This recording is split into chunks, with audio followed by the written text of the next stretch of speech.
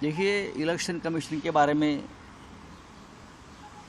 लोगों के मन में बहुत शंकाएं हैं।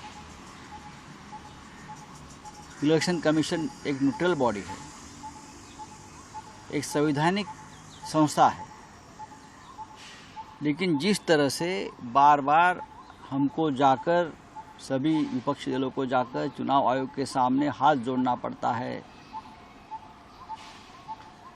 कुछ बातें सामने लानी पड़ती है और चुनाव आयोग भी सुना अनसुना करती है, ये इंडिपेंडेंट बॉडी का लक्षण नहीं है। प्रधानमंत्री चुनाव के दिन ध्यान को बैठते हैं और पूरा फोकस चैनल पर उनका ऊपर आता है। ये एक प्रकार से आचार संहिता, कोड ऑफ कंडक्ट का उल्लंघन है।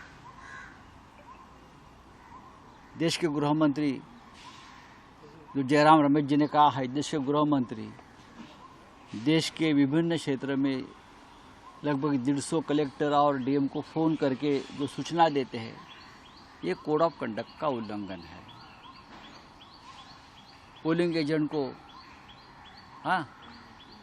जिस तरह से रोका गया पोलिंग एजेंट उम्मीदवार की, ये भी ठीक नहीं है, पहले कभी हुआ नहीं था। एग्जिट पोल जिस तरह से आ रहे हैं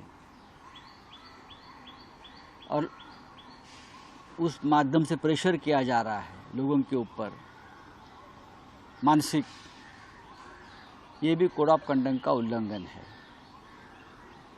कल अब काउंटिंग शुरू होगा, तब क्या होगा मुझे पता नहीं। तो हम बार बार ये चुनाव आयोग से कहेंगे कि आप इंडिपेंडेंट, एक कहना पड़ता है इस देश में लोकतंत्र में कि आप इंडिपेंडेंट बॉडी है, आप समझ लीजिए, आप किसी के गुलाम नहीं हो, चाहे बीजेपी हो चाहे और कोई सत्ताधारी पार्टी हो, आप उनके गुलाम नहीं हो, आप इंडिपेंडेंटली काम करो। लेकिन चुनाव आयोग काम नहीं कर रहा है। चुनाव आयोग बीजेपी की एक्सटेंडेड ब्रांच, बीजेपी की एक शाखा इस तरह से काम कर रहे, इसलिए इस देश का लोकतंत्र 10 साल में संकट में आया, खतरे में आया। तो हम कल पूरी एकजुटता से हमारे लोगों को कहा है, आखिरी होठ की गिनती होने तक आप वहाँ बैठिए, डट के रहिए।